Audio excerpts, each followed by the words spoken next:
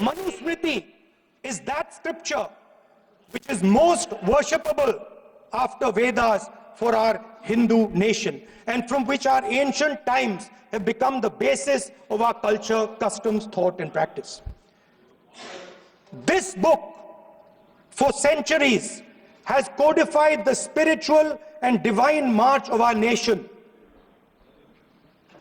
Today, Manusmriti is law. These are the words of Savarkar. Mr. Savarkar has clearly stated in his writings that there is nothing Indian about our constitution. He has clearly stated that the book India is run by should be superseded by this book. And this is what the fight is about. Now, it's nice that all of you are so-called defending the Constitution. But I want to ask you, do you stand by your leader's words? Yes. Do you support your leader's words? Because when you speak in Parliament about protecting the Constitution, you are ridiculing Savarkar. You are abusing Savarkar. You are defaming Savarkar. I'd like to quote also in Hindi. Bharat के संविधान के बारे में सबसे बुरी बात तो यह है कि इसमें कुछ भी भारतीय नहीं है। भारत के संविधान के बारे में सबसे बुरी बात तो यह है कि इसमें कुछ भी भारतीय नहीं है। यह आपके नेता ने कहा था, जिसकी आप पूजा करते हैं। Speaker sir, I described in my first speech the idea of a battle taking place. I described the Mahabharata, described Kurukshetra. There is a battle taking place today in India. And on this side are the defenders of the idea of the Constitution. And from each state we have one. If you ask us Tamil Nadu, we will tell you Periyar. If you ask us Karnataka, we will say Basavana. If you ask us Maharashtra, we will say Phule ji, Ambedkar ji. If you ask us Gujarat, we will say Mahatma Gandhi. आप speaker को You praise these people. You praise these people hesitatingly because you have to. But the truth is that you want India to be run the way it used to be run.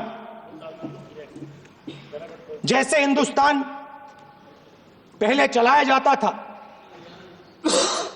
वैसे ही आप हिंदुस्तान को चलाना चाहते हो। मैं बता रहा हूं, आ रहा हूं। पेशेंस रखिए थोड़ी, इतना एक्साइटमेंट नहीं होना चाहिए। स्पीकर सर, जब मैं छोटा था दिल्ली में, स्पीकर सर, दिल्ली के चारों ओर जंगल हुआ करता था। जो आज यहां रहते हैं उनको ताजुब होगा कि एम्स के बिल्कुल बगल में जंगल शुरू होता था। जहां रेलवे म्यूजियम है वहां पे जंगल शुरू होता था। वैसे ही जंगल में, दोनों नॉर्थ और साउथ, वैसे ही जंगल में हजारों साल पहले एक युवा, 6-7 साल का युवा, हर रोज सुबह उठ के 4 बजे उठ के एक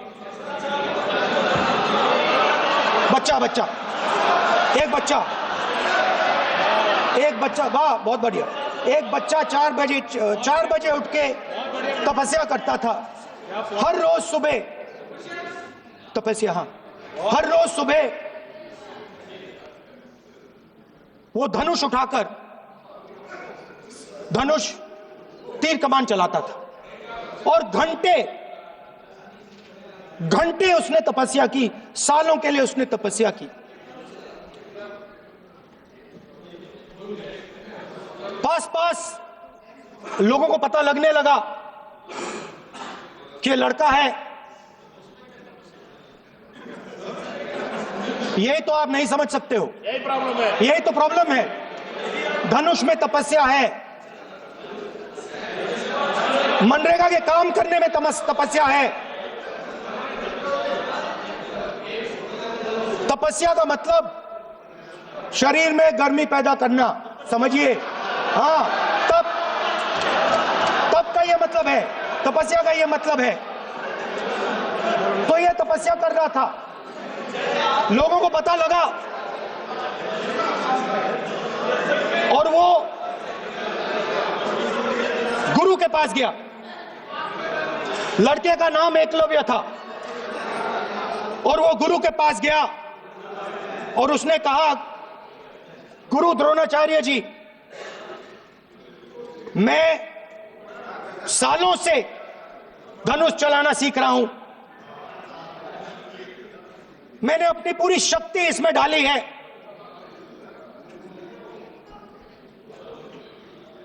आप मेरी मदद कीजिए, आप मेरे गुरु बनिए।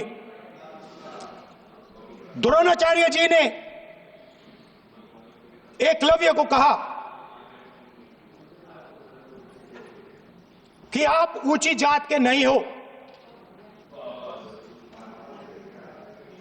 आप ऊंची जात के नहीं हो, आप द्विजा नहीं हो, मैं आपका गुरु नहीं बनूंगा, यहां से तुम चले जाओ। और एकलव्य चला गया। फिर से एकलव्य ने तपस्या शुरू की, फिर से तपस्या शुरू की। कुछ साल बाद द्रोणाचार्य जी और पांडव उसी जंगल से निकले। एक कुत्ता भौंक रहा था, कहानी आपने सुनी है, सुना देता हूं। कुत्ता भौंक रहा था, अचानक कुत्ते की आवाज शांत हो गई। द्रोणाचार्य जी और पांडव पास गए और उन्होंने देखा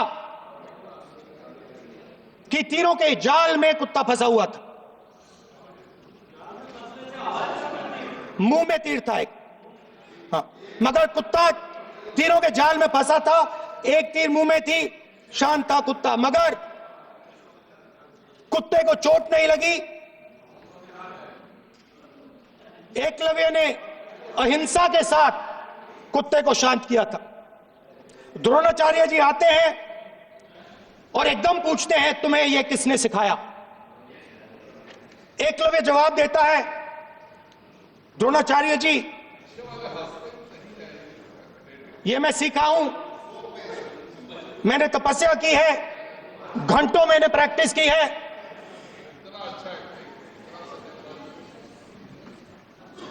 आपने मुझे गुरु बनने से मना किया था, तो मैंने एक मूर्ति, मट्टी की मूर्ति सामने रखी और मैंने प्रैक्टिस की और मैं सीखा। द्रोणाचार्य जी खुश नहीं हुए। द्रोणाचार्य जी ने एकदम कहा, तुम्हें मुझे गुरु दक्षिणा देनी है। नहीं नहीं, ये आपकी स्टोरी है, ये आपकी स्टोरी है। मेरी स्टोरी है कि द्रोणाचार्य ने पूछा।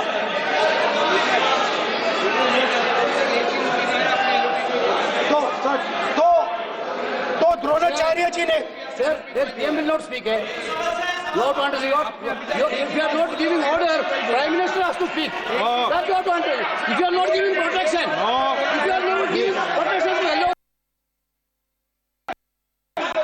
I will tell you. We will be very clear. ठीक है सर। माननीय सदस्य, आपको मैंने कई बार कहा, आप धमकी शब्दों में मत बोला करिए। एक मिनट क्या चीज?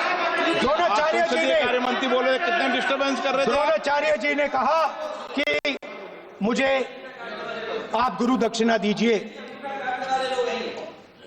मेरी स्पीच ले ली आपने। तो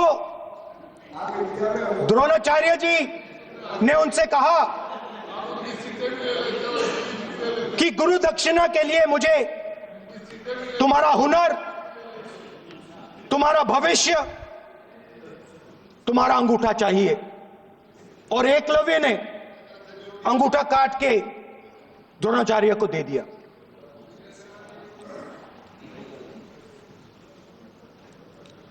यह अभय मुद्रा है। इसमें कॉन्फिडेंस, स्ट्रेंथ, निडरता कहां से आती है? हुनर से आती है, इस अंगूठे से आती है। ये लोग इसके खिलाफ हैं। जैसे द्रोणाचार्य जी ने एकलव्य का अंगूठा काटा, वैसे ही आप पूरे देश का अंगूठा काटने में लगे हुए हो। आप जैसे ही एकलव्य का, जैसे द्रोणाचार्य जी ने एकलव्य का अंगूठा काटा, वैसे ही आप हिंदुस्तान के युवाओं का, जैसे ही एकलव्य ने,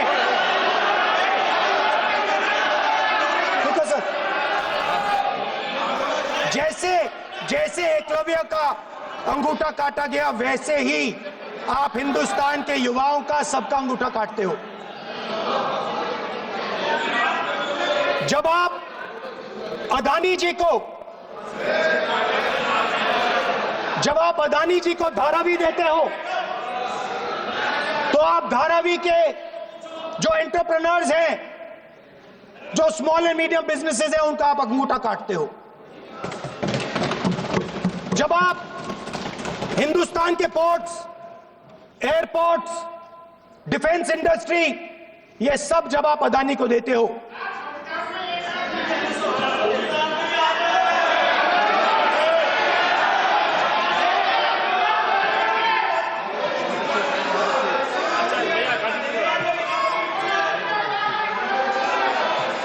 हिंदुस्तान के सारे जो फेयर प्ले बिजनेसेस हैं, जो ईमानदारी से काम करते हैं, आप उन सब का अंगूठा काटते हो जब आप अदानी की मदद करते हो। कॉन्स्टिट्यूशन में लैटरल एंट्री कर आप हिंदुस्तान के युवाओं का, पिछड़ों का, गरीबों का अंगूठा काटते हो।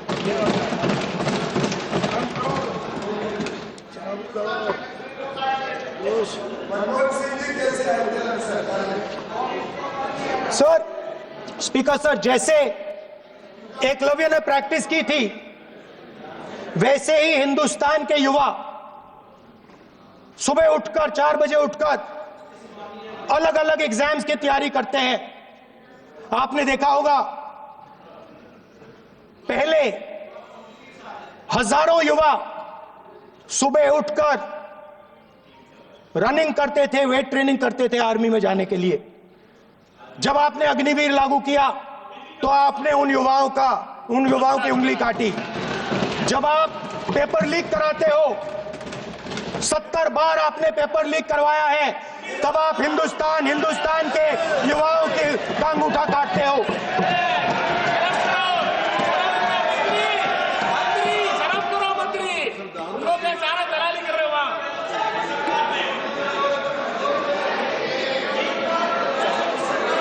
आज बाहर, दिल्ली के बाहर आपने किसानों पर टीयर गैस चलाया है, आपने किसानों पर लाठीचार्ज किया है।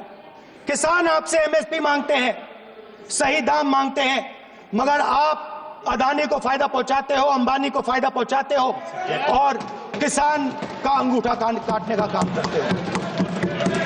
देखिए इसको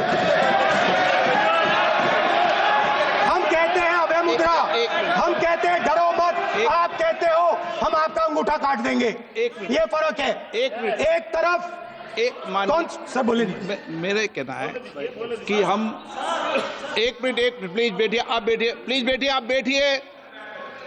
आज हम भारत के संविधान की 75 वर्ष की गौरवशाली यात्रा कर रहे हैं और कर भाई ये चर्चा हुई थी कि हम संविधान की चर्चा करते समय उसकी उच्च कोटि की ये अपेक्षा है आप स्पीकर सर, नहीं है आप राष्ट्रपति भाषण नहीं है। कॉन्स्टिट्यूशन में कहीं नहीं लिखा है कि मोनोपोली होनी चाहिए। कॉन्स्टिट्यूशन में कहीं नहीं लिखा है कि पेपर लीक होना चाहिए। कॉन्स्टिट्यूशन में कहीं नहीं लिखा है कि अग्निवीर होना चाहिए। कॉन्स्टिट्यूशन में ये सब नहीं लिखा है, इसलिए मैं यहां रेस कर रहा हूं। कॉन्स्टिट्यूशन में नहीं लिखा है कि हिंदुस्तान के युवाओं का अंगूठा काटना चाहिए, उनका जो हुनर है उनसे छीना जाना चाहिए।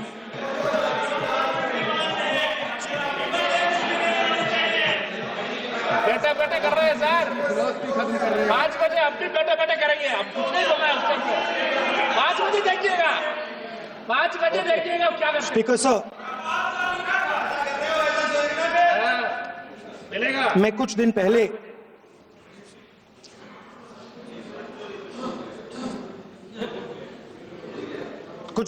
मैं हाथरस गया। कुछ दिन पहले मैं हाथरस गया। हाथरस में 4 साल पहले एक लड़की का बलात्कार होता है। गैंग रेप होता है। 3-4 लोग गैंग रेप करते हैं। मैं 2-3 दिन पहले उस लड़की के परिवार के घर में गया।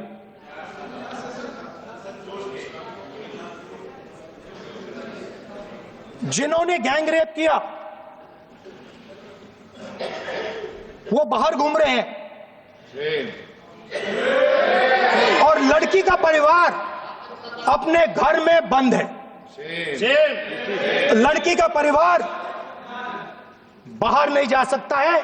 जो अपराधी हैं वो उनको रोज धमकाते हैं और वो बाहर घूमते हैं।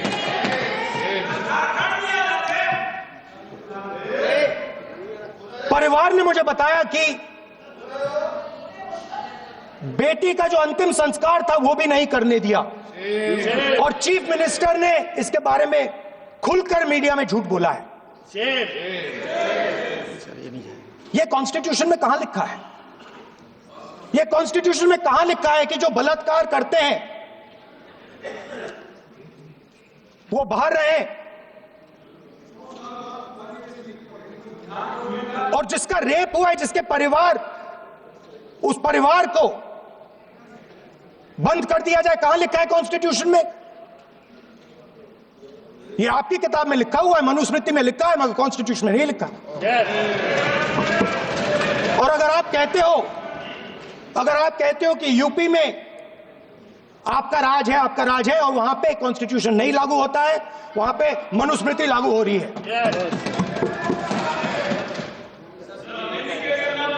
परिवार ने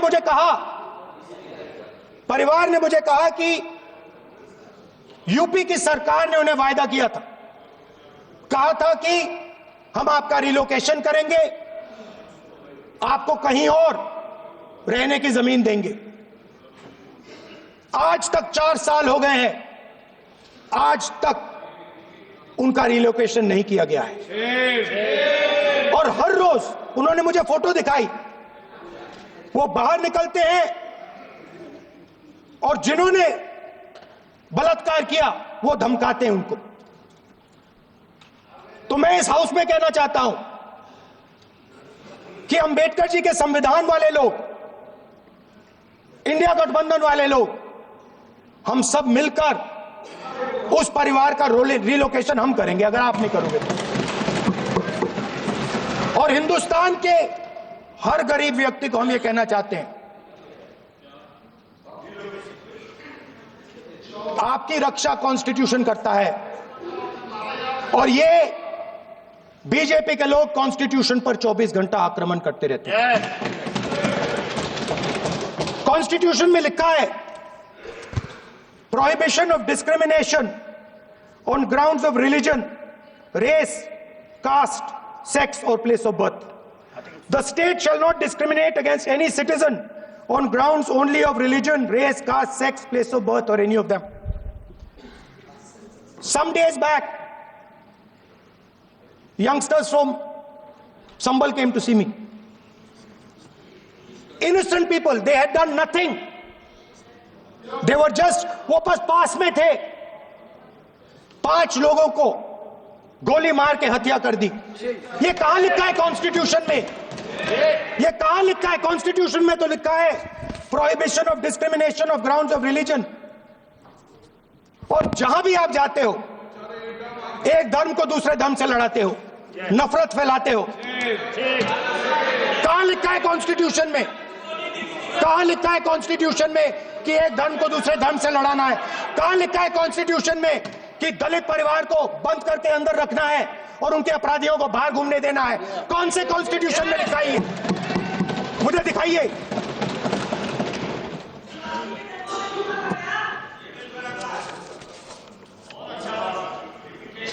स्पीकर साहब, हमारी जो विचारधारा है, इंडिया गठबंधन की विचारधारा है, वो देश में कॉन्स्टिट्यूशन लाई है। हम सब मिलकर कॉन्स्टिट्यूशन की रक्षा करते हैं। अंबेडकर जी ने कहा था, if there is political equality but no social and economic equality, political equality will be destroyed। ये अंबेडकर जी के शब्द हैं और आज ये बात सबके सामने है। पॉलिटिकल इक्वालिटी जो थी वो खत्म हो गई है। हिंदुस्तान के सारे इंस्टीट्यूशंस कैप्चर कर लिए गए हैं। सोशल इक्वालिटी नहीं रही, फाइनेंशियल इकोनॉमिक इक्वालिटी नहीं रही। इसीलिए हमारा अगला कदम जाति जनगणना होगा। हम देश को दिखाना चाहते हैं कि आपने किन लोगों का और कहां कहां अंगूठा काटा है। हम दलितों को, आदिवासियों को, पिछड़ों को, किसानों को, मजदूरों को दिखाना चाहते हैं कि आपने किस किस का अंगूठा काटा है। इसलिए जो मैंने वायदा किया था, इसी हाउस में यहां हम कास्ट सेंसस लागू करेंगे और उसके बाद हिंदुस्तान में एक नए तरीके का विकास होगा, एक नई तरीके की राजनीति होगी। जो मैंने पहले कहा था, जो आपको अच्छा नहीं लगता है, 50% रिजर्वेशन, उस दीवार को हम यहां तोड़ेंगे। 50% रिजर्वेशन की दीवार और जाति जनगणना हम यहां करा के दिखाएंगे। आपको जो कहना है कर लो, कह लो। स्पीकर सर, बहुत बहुत धन्यवाद।